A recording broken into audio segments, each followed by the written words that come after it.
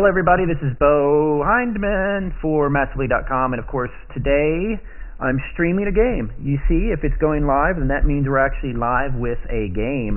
And today it's a wonderful game, a game that I've talked a lot, it's been probably almost a year, I'm guessing, or at least 8 months or something like that since I've been talking about it. And it's called Illyriad. Now, it's not Illyriad, which I pronounced it wrong for a long, long time. But it's Illyriad, and it helps to say Illyriad. Here's how you say it correctly. You become British, and that's how you say it correctly. And I'm going to be looking at it today, but I got kind of a special thing for the chat room, and hello chat room, by the way, and also for I think there's going to be some viewers from Illyriad's community today. And if you're watching this later on a recorded broadcast, hello to you as well. But I'm going to be talking to James, I'm going to pronounce it wrong again. James, what's the last name? Niesewand. Niesewand, as in you have a wand for your knees. He is the head honcho, the CEO, the creator, or one of the creators, I guess you'd want to say, of Illyriad. He's going to be answering some community questions today. So I'm going to go over some of the game, but I've covered it so much in my other writing, I'm going to kind of not concentrate so much on gameplay, because it is a MMORTS in the browser, so it's not like you're going to see animated three-dimensional dragons and stuff like that. So it's, I'm going to kind of talk about the game a bit, but then we're going to go ahead and get right to the questions for him. But if you notice here in my bottom right hand corner, you're going to notice the chat right where it says Beau's browser, and you can watch it on full screen, and you should be able to read everything that's going on the screen. That's why we like to run it like that, so you can see all the details. But if you're watching the bottom right hand corner, there's the chat, so hello to that chat room as well. Here pretty soon when they realize that you can see that, they'll all start saying I'm on TV and stuff. That's usually what they say. But James, I think what we're going to do is probably get to some questions, and in between some of the questions I'll probably talk a bit more about the game, and I'll show some of it off a little bit. But just to kick right into it, which, let's go ahead and explain. Actually, let's do the other big thing here. Let me go to the Herald here, and the Herald is, for anybody that's watching doesn't know what it is, the Herald is kind of like the newspaper that runs whenever you log in to the game. This is the first thing you see, and it's news about stuff that's going on in the game. It's a really fantastic source for all sorts of really cool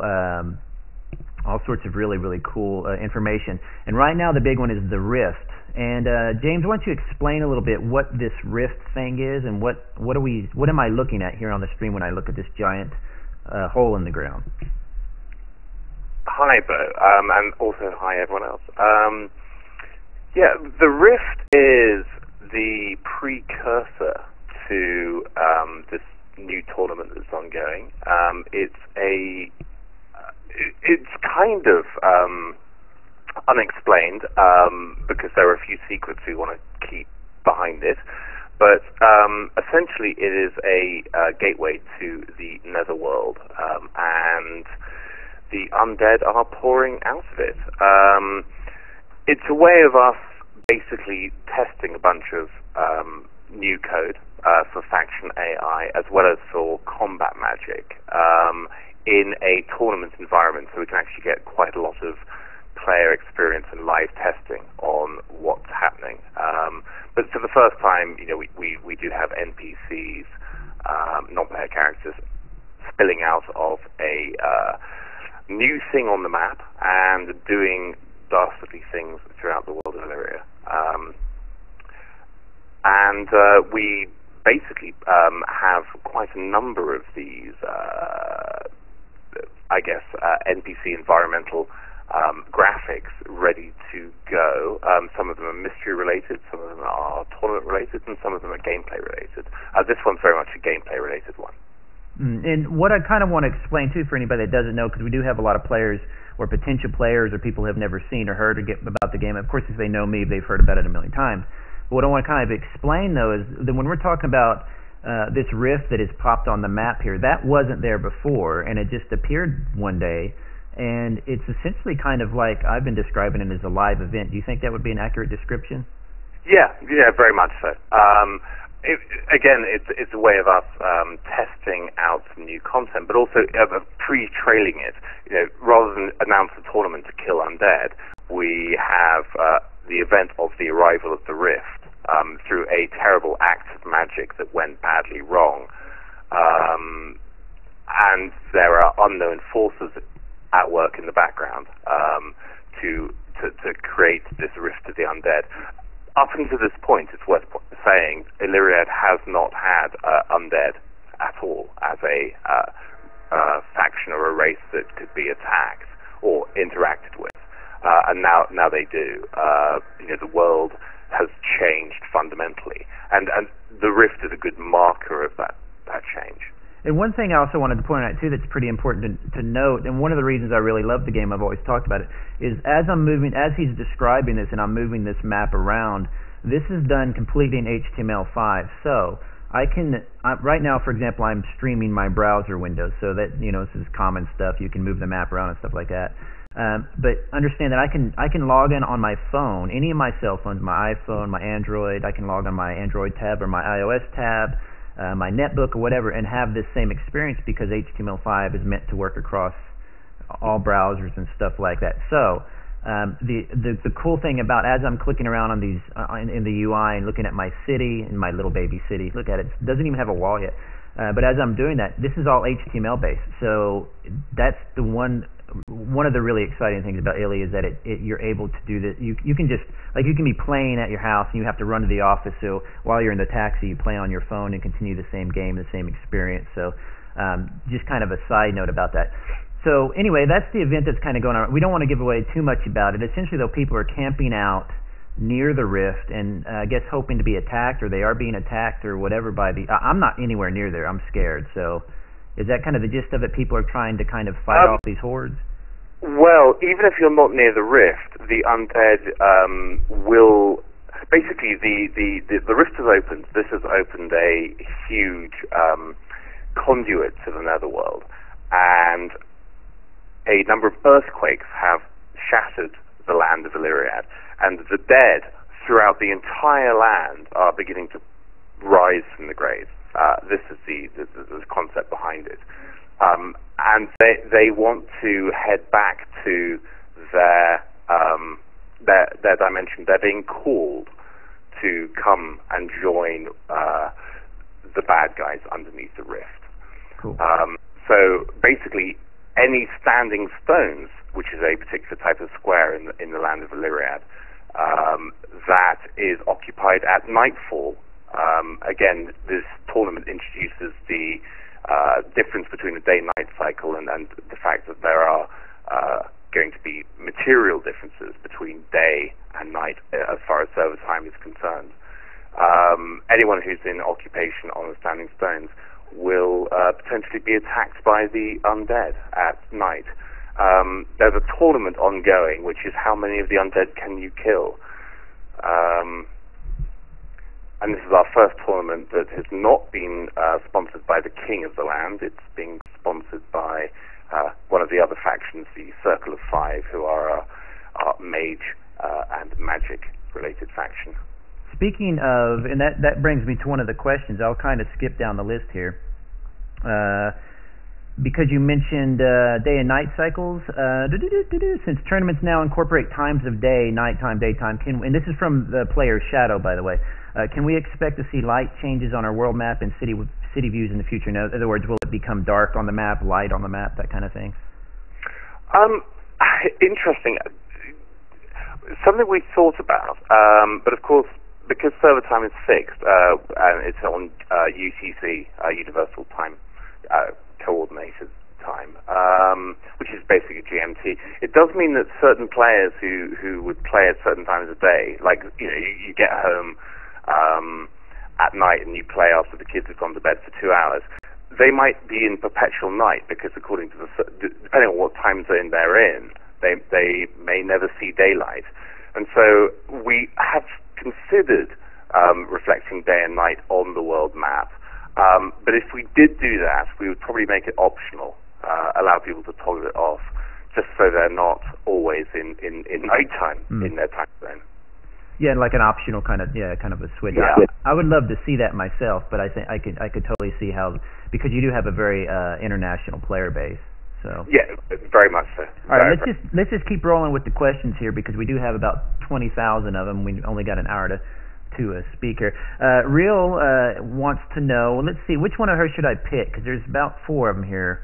No, go for it. Let's go for a good one here. What do you see as some of the most underutilized or underappreciated features of Illyriad, sorry. Ooh, that's a tough one. I think the whole piece of the camp mechanic is underused.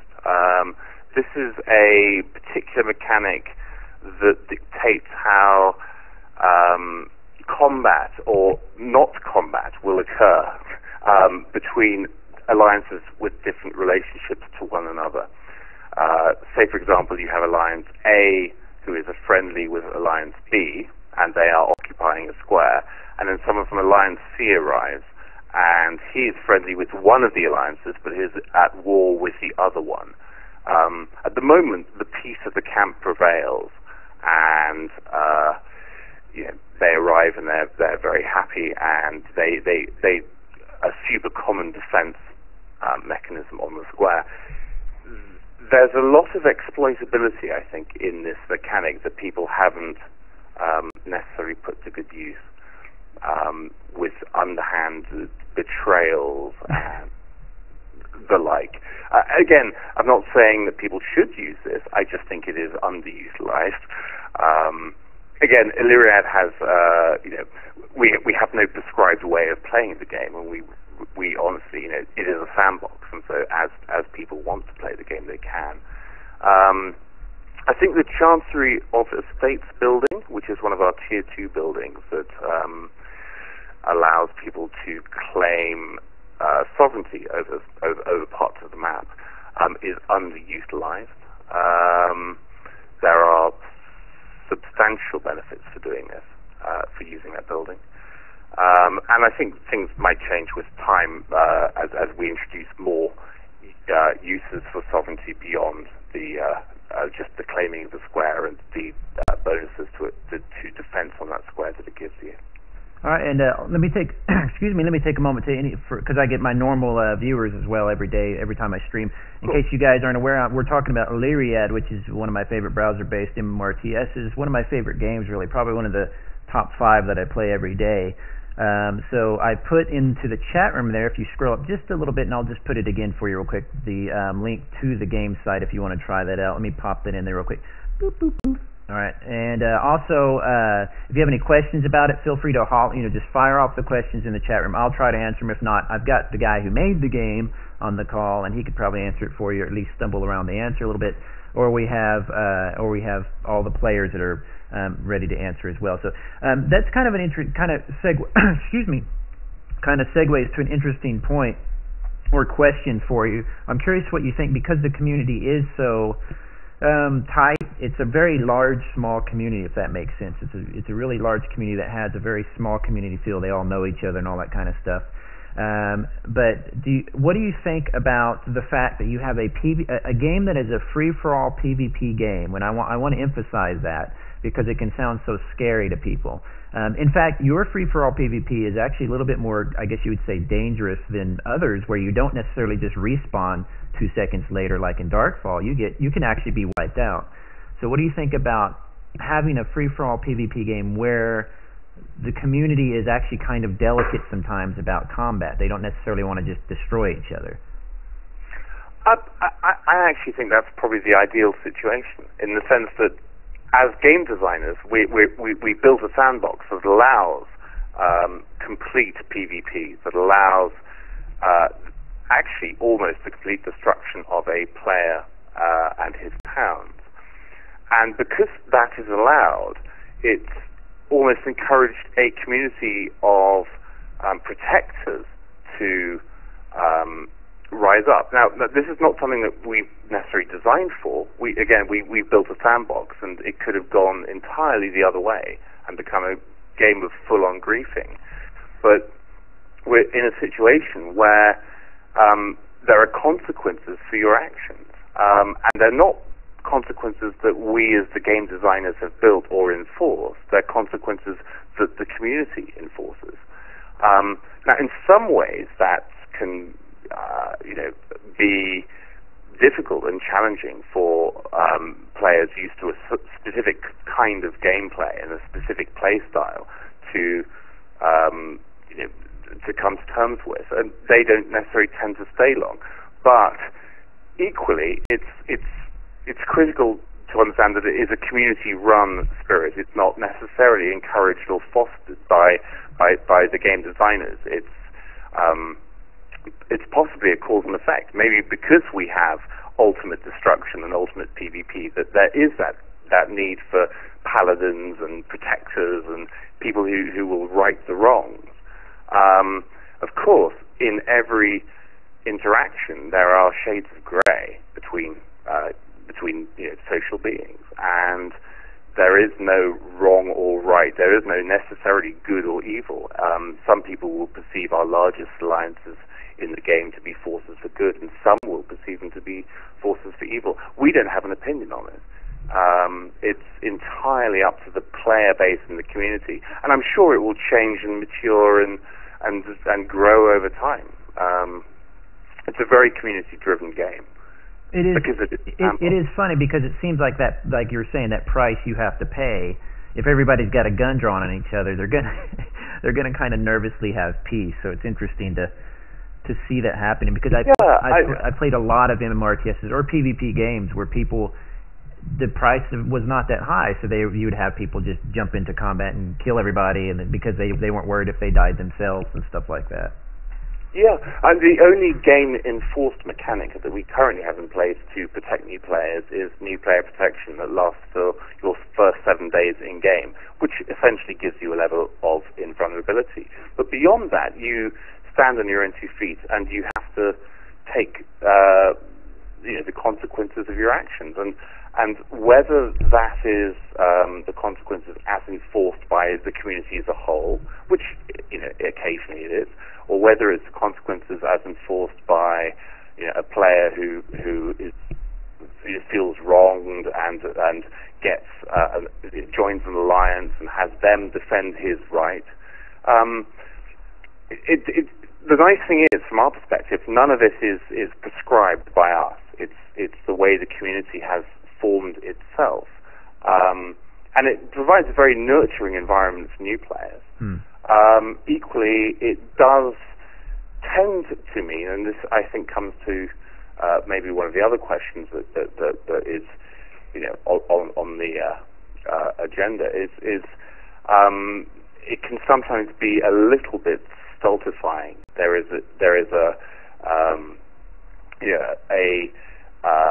general peace that reigns throughout the land, because the consequences of war can be so terrible. Yeah. In fact, that kind of goes to Creature's question. Creature had a question for you where he basically said, why did you choose to make Illy this way when so many games have mechanisms to protect their players or count from this kind of death? Like, for example, I played Ministry of War, another very popular MMORTS, and they had literally, like, some guy could just sit there and farm your city, basically. And I survived every time. I was never really brought to my knees and made to feel like I was, attacked by an army. I was always just kind of like, whatever, just go on, because it wasn't.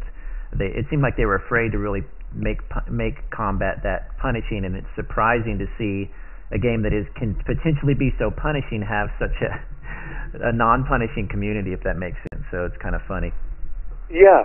Well, I mean, we were certainly quite surprised, but in a way, that's also sort of the overall genre of Illyriad. It's because it is quite a slow-paced game relatively, and because it is quite a deep game, and there's a lot of strategy involved in it.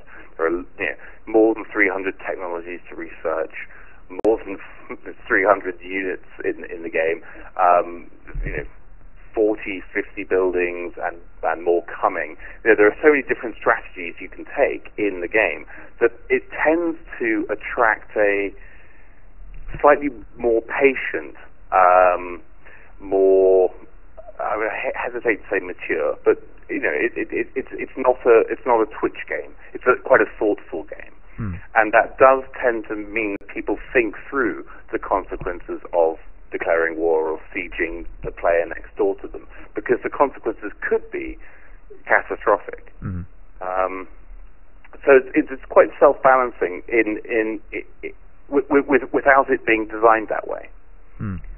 Just a real specific question to kind of move on from that topic. We've got Nokigon, Nokigon, player Nokigon. Nokigon. Yeah, do you have plans beyond the current population cap of 10 cities? And so, just in case people don't know what that means right now, I'll show you my city list. I made this little account here, and I made myself an elf, a female elf, because I thought that was kind of funny.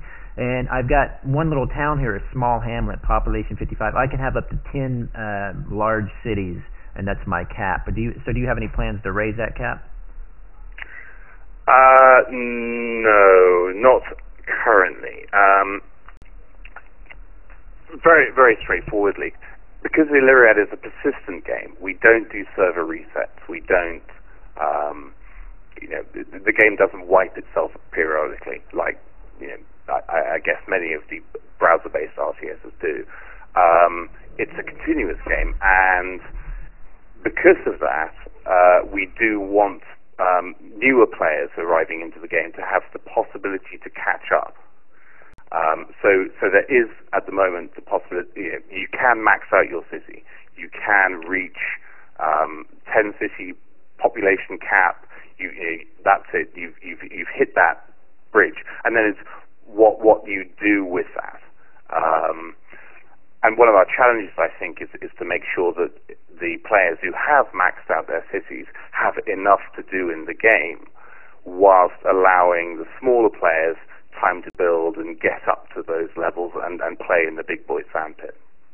So at the moment, no, we're not planning on raising the 10 city pop cap. Well, that's fine, because I haven't reached anywhere near it. I think I got closest was 3 cities, and that was driving me insane. It was pretty hard. So I couldn't imagine. I've got another question from Real. This is a deep philosophical one that'll probably make you cry at some point. and what Real's questions normally do. I have to say, I had the privilege of meeting Real. We often do, well, I say often, we occasionally do meet the player events, and we're at the Google conference in San Francisco in November, beginning of November, and Rill and a number of the other players, Griselda, Garson, amongst others, came and had dinner with a couple of the dev team, including me, and so it's very nice. Yeah, it's cool to meet your players. But she asked. So the question won't make me cry. Well, not really, but I just was saying that because you might reflect. If you could start over from the beginning, what do you think you might have done differently with Illyriad? Why? How might Illy be different today as a result? Oh wow. Okay, well I might cry.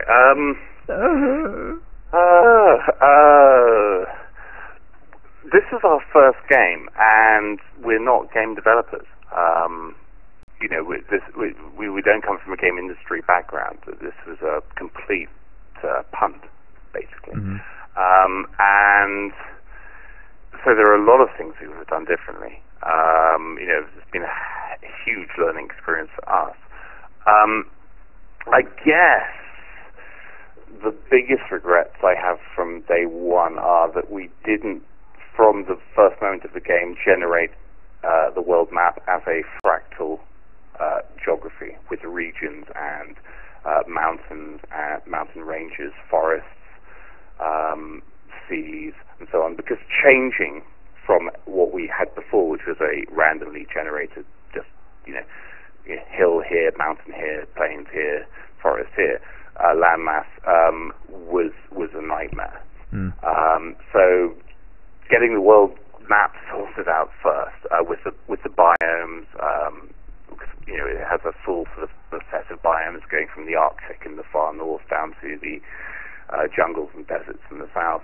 I wish we had done that initially, because changing that was a nightmare. It's interesting you say that. I thought maybe you would say something more like, I don't know. The map is, but you know what? It seems kind of like a technical regret, maybe. And well, it changed the game very fundamentally, and we had to quickly adjust the entire world and move players who had settled in bits that were now ocean. So yeah, it was a technical change, but it was that's certainly one I hugely regret. I guess one that's probably more current and still ongoing is I regret that we hadn't planned our economy quite, the in-game economy, as well as we should have done. We're taking steps to rectify that, but there comes a point at high levels of, or even reasonably median levels of city, where wood, clay, iron, and stone become essentially pretty worthless. They're just there. They generate all time. There's no effort involved in them, and you can't really consume them as fast as you're generating them. And that's a failure of economic planning. We have an in-game economist now, Akita, who's terribly good. Wow. And we're getting all of that sorted out as we speak for some of the future expansions, like crafting and scarcity of resources. Yeah, because that's another thing I'd like to point out to anybody who's watching or watching this later that might not be as familiar with the game, is that the economy, which is what I'm looking at right now, is the market and the price is basically this is your layout of buying and selling. What's great about it is it's really not. And I have this discussion with players all the time. I've had it several times. That it's not that the game is complicated. It's kind of like a game of chess where it's not technically complicated, but there's so much room for little moves and strategies. That's what really does it. And your market really reflects that kind of design philosophy, because it's really easy to see. It's really easy to understand. You can buy for this much, sell for that much. But when you start to look at it, like right now, I'm looking at the quarter. I can make the view go out to a quarter or 2 weeks or whatever, and you can really see how the prices go up and down. Then you can kind of use that to it goes along with wars and battles and stuff like that. So if you know what you're doing, you can actually sell at the right moment and everything. But it's so easy to kind of understand just visually. You've got a real nice visual thing going on about that I think a lot of people might be a little bit they hear player created market, they hear open world PvP, and they picture this kind of EVE Online destruction massive thing, and it's just not really, to me, that complicated. It's actually much easier to understand, but there's tons of strategy. So the market, I think, it works really great. What are some of your concerns about the market, though, as a designer? Well, the wood, clay, iron, and stone, the four basic resources of building, are certainly at larger levels pretty much unneeded and unnecessary, and we tried to rectify that a little bit with some of the new buildings we introduced, the tier 2 buildings that actually consume these as resources just simply for the fact of having them. But with Trade V2 and with some of the future expansions, the new spell schools and spell components, as well as crafting, we'll be introducing a large number of additional trade goods. At the moment, there are 18 goods that you can trade in. That's going to number in the thousands relatively soon. And these goods will have very specific uses, very generic uses. There will be all sorts of different uses for them. For example, I know one of the people are very interested in naval combat. If you want to build a ship, you're going to need ropes. Yeah, that's a question we had actually about ships. Oh, is this? Oh, yeah. Let me give it to you real quick. We might as well. Let me see, where did that go? It's probably buried in here. SC, that's short for Stormcrow. For anybody who doesn't know, he goes by GM Stormcrow because he likes to sound like the biggest, toughest guy on the block. He has problems with confidence. I don't know. You ask him about it. Anyway, SC, you have hinted at incorporating ships in the future of Illyriad. What have been the biggest challenges in meeting this goal? Oh, crikey, that is a big question. You're not going to cry now, are you? That's actually a much more cheer-inducing question. The biggest challenges, well, okay, twofold. To have ships in Illyriad, firstly, you need to be able to build a ship. Now, we again don't want to just use our standard goods that we have in Illyriad to build a ship. We actually want to make a more complicated is the wrong word, a more in-depth crafting process, where you take hemp and you turn that into ropes, where you take canvas and you turn it into sails, where you take planks and you turn them into hulls. There are a number of buildings that will need to go with it: shipwrights, ship architects, docks, etc. So there's that sort of infrastructure requirement and the crafting requirements that we need to put in place before you can even build a ship. And secondly, and this is the real, I guess, the bottleneck, is we need pathfinding.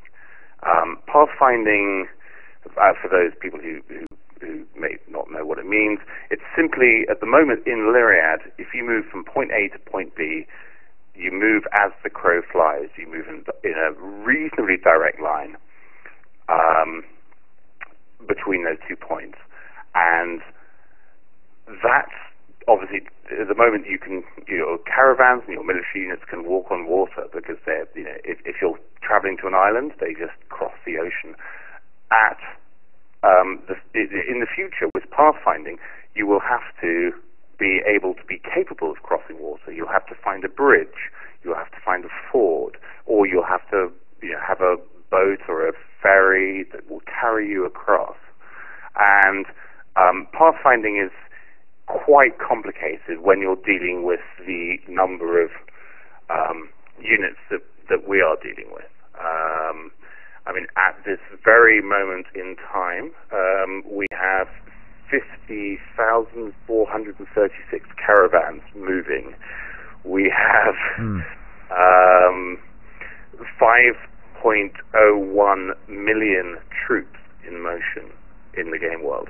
Now, doing pathfinding on that kind of scale involves obviously quite a technical challenge, because you're finding the best route from A to B for each one of those moving entities, and they have to take into account, do I go round the mountains because they're slower? Do I cross the river at this bridge or that bridge? What happens when I run into one of my foes along the path? Do I attack him? Do I dig in and defend? And that is quite a technical issue to get over. Having said that, we do have solutions, and they are being worked on. So, before naval units can come in, we need to get those two things: crafting, naval building, and pathfinding in place. Well, it was kind of reaching back to the earlier question when I said it was funny to hear a technical answer, because it's interesting when you talk to developers and stuff like that, you find that often their concerns are of a technical nature, because making a game is not just making art and putting it together, and you guys also have the unique kind of privilege, I guess, if you want to call it that, of making this game in HTML5. So how has HTML5 been? Now, I know you haven't made a game before this, but how have you heard, or have you compared your experience to other developers, how HTML5 development is compared to maybe just Flash development or something like that? Well, I mean, as you say, it's quite difficult for us to comment on other devs' experiences, but for us it was very simple. We were a tiny team of independent game developers doing our first game, and the most important thing for us was to be able to write the code once and have it work on as many platforms as possible. So whether it's your mobile phone, or whether it's your iPad or your iTouch, or whether it's your laptop or your PC at work, or whatever it is, we wanted it to be able to work on those. And if you went to any of the proprietary technologies like Flash, or Silverlight, or Java, or whatever other games have used, you require a download of a plugin, and a lot of the devices don't play them. Like Apple notoriously doesn't play Flash, and that would instantly wipe out a chunk of your market. And so we said from day one, whatever we develop in Illyriad has got to be pure HTML5, well, originally HTML4. We moved to HTML5 in May 2011, and JavaScript, and that's simply it. Nothing else. Okay, so that basically, to sum up though, HTML5 was, I mean, there's pitfalls in developing it, just like with really any language, I'm sure, but what a lot of people aren't really understanding with HTML5 is it's kind of the next wave of possibly the internet. Oh, totally, absolutely. Yeah. It's the it is the next evolution of the old HTML standards, but it also begins to put the browser on a level playing field with box set games and so on, because it has native inbuilt support for 3D, for audio, sound. I mean, audio will be coming to Illyriad shortly. 3D will be coming to Illyriad shortly. I think you've seen the 3D demo, and anyone else who hasn't, it's available on our blog. These things are all becoming reality in a web browser, which they certainly weren't before. Okay, let's keep moving here. Iktinik. Some of these names. Iktinike. And he plans on using the NPC spawns as harvest points towards those that are animal or creature based.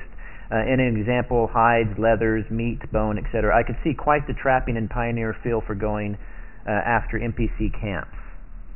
Yeah, absolutely. When I was talking about expanding the number of trade goods, I'm specifically talking about these kinds of things. Tournament 2, I don't know if anyone, I'm not sure you were around for Tournament 2, Beau, but it was retrieving animal body parts. It was right as I think right as I was starting or soon after. Yeah. It was capturing, killing animals and taking back their skins and gizzards and lizards, livers and eyeballs and all sorts of, horrifically gruesome things. Yes, very much so.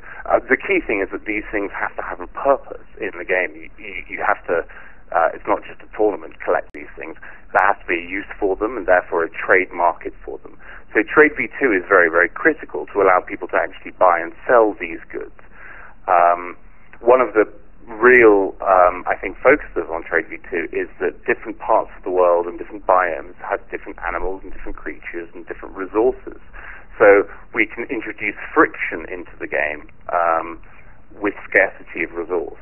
So that if you wish to set up an outpost in the far north and harvest the skins of snow leopards and club baby harp seals to death and take their eyeballs because they're used in the spell components, you can. And that's the only part of the world that you can do that in. And so economic scarcity will, I think, drive drive trade, but also friction. Right. So that'll be cool. We're looking forward to that. And then we got, let's see here. There's a couple kind of questions mixed in with this in here. This is from player Jeffrey, it looks like. The current end game is basically the Cold War. We have multiple large alliances allied with other large alliances, with everyone at a standstill out of fear of the opposing alliance attacking. Any plans to spice it up, or is the player-created wars similar to one large war earlier this year, the desired effect? Well, Jeffrey, great question. The short answer is yes, spice it up. Again, we don't want to meddle. It's a sandbox. We don't want to meddle, but we can provide catalysts. And one of the key facets of Trade V2, i.e. providing economic scarcity, is going to probably, we hope, create a catalyst for friction between players and alliances as they compete over very limited geographic areas that have these unique items that have use. Secondly, faction AI. We have factions in Illyriad. They're the computer-controlled non-player factions. And up until, last week, they've not really done anything at all. With the introduction of this Rift and the Undead, suddenly we're testing a lot of the faction code where they're beginning to move on the map and attack and cast spells and do things. And the faction AI, we don't see as a replacement for player interaction by any means at all. One of our mantras is there is no content that we can create that is as compelling as the content that players themselves create. Player versus player jealousies and rivalries and friendships are much more compelling than I want to support this computer-controlled faction. However, we can use factions as a catalyst to spur friction between players. So by spice it up, yes, very much so. Okay. Yeah. I thought maybe he meant, like, give the ability to send like strippers to each other's castles well, or whatever. Yeah, who knows? Who knows? So you don't rule that out? Is that what you're trying to say? Well, do I rule out strippers? There was a player request earlier for a brothel building. No. And, kind of, it was like, I don't know what quite we'd do with this, and I'm not sure it fits in with the philosophy. But yeah, I mean, I'd probably stop having to play at that point, but that's all right. Well, it's interesting though, because what you're basically saying is you're saying that the players will almost always create, a more interesting kind of setting or backdrop for and it's true, because you have in a lot of PvP games, or in a lot of games where players really the goal of the game is to kind of interact with each other. You can often have plenty of negative stories, but you can often have very very epic tales of friendship and adventures and all that kind of good stuff like that. So absolutely. And so the catalyst we can provide, as I say, faction AI definitely, resource scarcity as well, but also pathfinding will help provide this, because the people who are in sort of bottleneck areas, the guy who controls the only bridge over the river, suddenly that's a source of friction. Mm-hmm. If his enemies on the wrong side of the river, or right. The guy who controls the only easy, road from place X to place Y, suddenly starts getting advantages. And the more of these things that we can put into the game and put on the map that are in players' control, the more the friction, I think, between the players and the alliances will occur. Yeah, the state of sort of, I guess, general peace that we're in, we're certainly not going to upset that deliberately, but I think it will naturally upset itself by unequal distribution of resource and geography that has already been claimed by many of these people. Right. And they're waiting for these things to become reality. Right. And by the way, guys, we do have about 20 more minutes in the stream. If anybody in the chat room has questions that I'm not asking, feel free to just type them up in the chat room. Probably either chat room, the one in game or the one on. I prefer the one on the Masterfleet TV channel. But and again, we were talking about Illyriad. I have linked the game in the chat room, but let me do that one more time in case any of my normal listeners want to go check it out. I'm sure they're kind of probably sick of me talking about it anyway, because it's one of my top probably 5 games right now. But there it is in the chat room once again if you want to go check it out. It's a completely free to play game. In fact, we could explain a little bit about that. James, what you have is you basically sell prestige, and prestige, for anybody that doesn't know, can be used for only a very limited set of things. In fact, I'm looking at the screen right now, and it looks like maybe 20 things, but even those are basically, half of them affect only one kind of area of the game. And what's your kind of philosophy behind the prestige and behind what you would call, I guess, your microtransaction? For us, it was very simple. We're game players ourselves, and the worst thing you can do is gouge your players for money. Unless you're having, unless your game design is a very short-term game design. If you're resetting your server at the end of every year, then gouge away. But if you want to build a game with longevity, and a game that grows, and a game that has a player base who've been playing it for years and years in the same world, pay to win is absolutely anathema. It's self-defeating for both us and for the players. And so, how is prestige not pay to win then? Well, it just simply isn't. It's short-term advantages of a pretty limited nature. For example, a 10% attack bonus. You can buy a 10% attack bonus for your troops. Now, if you put 2 equally matched troops together, completely equally matched, that 10% will decide who wins and who loses, and we make no bones about that. And it's useful to have that 10% attack bonus or that 10% defense bonus. But in the grand scheme of things, with our terrain bonuses and modifiers, and if you're attacking with cavalry up a mountain, you're getting a 30-40% penalty to your cavalry attacking. So that 10% will make no difference, or little difference. Right. So you add in the terrain modifiers, the commander bonuses and modifiers to their divisions. You add in all of the other bonuses and modifiers. Now we've introduced combat magic and spell modifiers. That 10% is it doesn't supplant strategy. It's very useful in a pinch, and it's the same with all of our bonuses, all of our prestige shop items. We have to make money somehow, and we don't apologize for that. But we don't want to make it at the expense of what we as players would see as fair. Right. So you're not selling, weapons or anything like that. You're basically selling. The most common one is probably you can instantly finish a building or whatever. But even that, once you get up into higher levels, you're not constantly building new ones. Yeah, it's the most used prestige item in the complete buildings. And people use that at top levels because some of the top end buildings will take 7 days or so to complete. And if you can spend 3 prestige, which is less than 5 cents on insta completing that, people do. But we give away prestige every day for free. If every day you log in, you can get 1 prestige. So again, we've tried to really balance it. And it's a hell of a difficult one because you're balancing, the wish to make money and make the game commercially viable, with the wish not to break it by making it pay to win. Yeah. So we've got about 10 minutes left. So I'm going to get to these last questions here that the chat room is actually firing on. Creature asks, where was it? Or who asked that? Oh, Shadow. I'm sorry.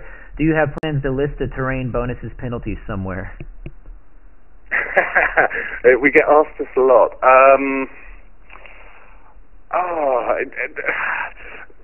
It's a huge internal argument in Illyriad Corp as to whether we should or shouldn't. And just to clarify, what that means is he's wanting a readable list that will say this terrain equals this bonus, correct? Yeah, and the bonuses are substantial by attacking. There are 8 bonuses for each terrain square. So there's attacking cavalry, attacking bow, attacking range, attacking infantry versus defending cavalry. It goes on, and they're all different. Will we ever publish it? Well, as I say, we have a huge internal debate about this. Part of it is like, well, yes, we should publish it because let everyone have the numbers and work it out. But there's the other side of us that says, well, actually, mystery isn't such a bad thing. Should all of the numbers, should people be able to build perfect Excel spreadsheets that predict the outcome of their combat? I mean, they won't be able to anyway because there is a certain random number element in combat anyway. But to what extent should players be able to exactly predict the outcome of a battle? Well, there's a player in the chat right now, in the game chat, named St. Jude. You might have heard of him, and he's saying he wants a list right now, printed up and delivered to his doorstep in triplicate. I can see him saying that right there, St. Jude. That sounds like the St. Jude with the and love. He's saying do not list, and basically I can see the concern because what you have is you have a lot of people who have taken the time to figure it out and stuff like that. And it's this is one of the problems with development, especially into development when you're kind of still learning how your communities react to different things. It's not based on years of development, but you don't want to make those people who have quote unquote worked for all this information to feel as though it was for nothing. And so it's a delicate balance, but it reminds me of Rhizome. Rhizome I played for years, and I still enjoy that game. And what they did is they had crafting recipes essentially that people would figure out and write down. And I believe, now I'd have to correct me later, viewers, if I'm wrong, but I believe they still have never released an official document saying all the recipes, but they released a tool to, if you want to organize them in game, you can do that. Like write them down. But other than that, the mystery seems to be really good for players who enjoy that kind of thing. Yeah, at the end of the day, I don't like all of those, this is how you play the game. New player guides that give general advice are very useful and they're wonderful and I love them. But the minute someone's put together a spreadsheet saying that the best way to min-max your entire experience in this, if this is your goal, is to build this building and then do this and then do that and all the rest of it. As a game player, I don't like that. You know, I hate going to walkthroughs on Google. You know, the minute I have to go to the walkthrough to find how to get through to a level, it's kind of like, well, what's the point in playing the game? Yeah. It does. I mean, they're handy if, you know, like sometimes there is a possibility a quest or a bug in the game would make you seek out information. But I agree completely that as a player, I typically that's the last thing I would ever do unless it's just something where I think it might be busted or something. But exactly. Yeah. But if you ever get to the point where you think that it might be broken because you've tried it 107 times and you failed on every attempt, then you know it's probably bad game design, and the walkthrough is deserved. Yeah, and also you could also ask the rest of the community players. You know, you could ask. You could like email or petition or whoever, you know, you could go through some of the official channels to make sure. But all right, let's see. I think we have time for probably a couple more. Let's see. They're still asking about the units and the bonuses. They really want to know that stuff. But at the same time, I think they want to know but don't want to know. You know, it's one of those things. But Jeffrey, another question from Jeffrey. Real estate is the name of the game, but there isn't much one can do once we claim land. How will you address the ineffective manner of claiming land? And before you answer that, correct me if I'm wrong, but he's talking about what's the term I'm looking at? Sovereignty. Sovereignty, yeah. What is sovereignty?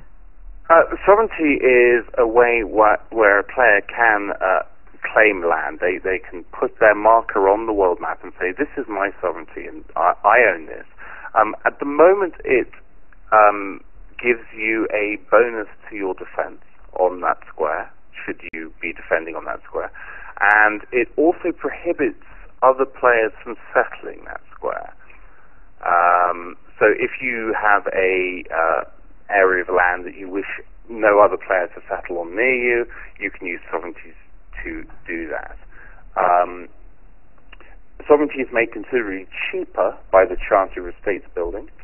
And once you have sovereignty, you can build it up. There are sovereignties levels 1 through 5, and you can build structures on that sovereign square that will give you bonuses to production or resource production or troop or diplomatic unit production. There are various different or item production. So that's sort of what sovereignty does. It's not complete in the sense that there are other things that sovereignty will give you in the future. It will give you the ability to name squares. It will give you the ability to, once we have pathfinding, start doing much more exciting things like building roads or canals or toll gates or watchtowers or garrisons or even walls around your entire alliance area that other players will have to either assault or go round to get through your parts of the world. So sovereignty at the moment is very much a bonus-driven thing, and is very popular. A lot of sovereignty has been claimed, but more than 60,000 squares of sovereignty currently have been claimed by players in the world. So they do like it, but it's not being used, I think, in the way that it should be used after we've released a few of the other abilities. Okay, now they're asking, and by the way, sovereignty is expensive. That's one of the kind of drawbacks. Is that correct? It is, but the Chancery of Estates makes it a lot cheaper. Okay. It's a specialist building that we introduced that specifically makes sovereignty cheaper to claim. Now, they're asking in the chat room about the Heart of Darkness, which I think is, correct me if I'm wrong again, is what people would refer to as Audrey, correct? Audrey, yes, okay. Indeed. Did you happen to memorize that location? I forgot what it was. The specific location of the Heart of Darkness. No, I don't have it. Does anyone? Somebody will tell me in the chat here in a minute. But what the heck down in is the that? southwest. Can you talk about her, him, whatever? Or gosh. It's just a question. The Heart of Darkness. Well, the Heart of Darkness is one of our early experiments into faction AI. It's a horrific faction called the Melders, who essentially use plant-based spores to attack players and to infect them and to turn them into hideous, bubbling, gaseous masses and then subsume them into the whole. Some players, enterprising and wise players, have worked out that if they send armies containing an elemental unit, a being of pure nature, into the heart of darkness, then their army actually comes back. It doesn't just get destroyed by this ultimate evil. I'm not sure if all players knew that, but it is certainly true. Now, elementals were a tournament reward given out in a tournament a few months ago. So there's no way for new players to get an elemental. This will change in the future, and there is a solution, or not a solution. It's really difficult to talk about this in too much detail because it's an ongoing mystery. I don't want to give it away. Right. I love players to solve these themselves. But there is a solution to the heart of Okay, so no one, I believe, has found it yet. So the official word is that you're going to sell elementals in the cash shop for $300 a piece, and that's how you... No. That's what we're getting to. Thanks, Beau. Well, yeah. I think we're actually the chat's saying, "Tell us your secrets, don't be shy." I think we're about running out of time here. That's been about an hour. It really flies by whenever you have an interesting developer from an interesting game on it. And it helps that you're British, because you could talk about Twinkies and it would sound really cool. So that's nice. But it is. It's a fantastic game, browser based, free to play. Will you claim right now that somebody can play it till the quote unquote higher levels are in free, or do they have to spend money? No, absolutely. They can play it to the higher levels free, and many do. I'll give the figure: 18%, 18% of our players choose to give us money, and we love them. But we love all players equally. And that's actually a pretty good compared to the rest of the market. Trust me on that. They're lucky to break 2 digits. But so anyway, cool. So I appreciate you taking the time out to talk to me and everything like that. I didn't really get to explain the game as much. This is more for the community and for the people who enjoy it. If you want to contact me, guys, chat room listeners, people who are watching this later or whatever, feel free to. It's contact me at beau@massively.com. Easy to remember. I'm Beau from Massively. Just contact me there. You can also go to Massively. This is one of the best things to do if you ever have a game or something you want to see us stream or want to see me stream. If you go to massively.com like I am right now on the stream, up in the top right hand corner you'll see the little tip line. If you click on that, you can fill that out and say Beau is the coolest. That's the best comment to send, and then suggest the game, whatever, and then we'll look into that. Or you can follow me on Twitter, which is at Beau_Hindman. Not very hard to remember that. So James Stormcrow, thanks for joining me. It was a lot of fun. I hope you had a good time. It was my pleasure, Beau. Yeah. Thank you. Anytime. Yeah, for sure. And we'll probably have to do this again in the future, especially next time you have a big scary rift show up. And if any of my readers or listeners or viewers are wanting to check out the game, I put it into the chat room. I'll do that one more time, and then I'll also put the MV guide, which is kind of like our TV guide for Massively TV. I'll put that into the chat room. Be sure that you bookmark that, because not only do we stream all sorts of different games, but we're actually still adding on new streamers. We had somebody last night or the other night stream what was it called, APB, and we were having all sorts of games being streamed. So it's our new thing. We're trying to be super cool and stuff. So, but anyway, thanks for joining me again, Stormcrow, and I appreciate everybody for watching. And I'll see you tomorrow at the same time, and I'll be streaming another MMORTS. So take it easy.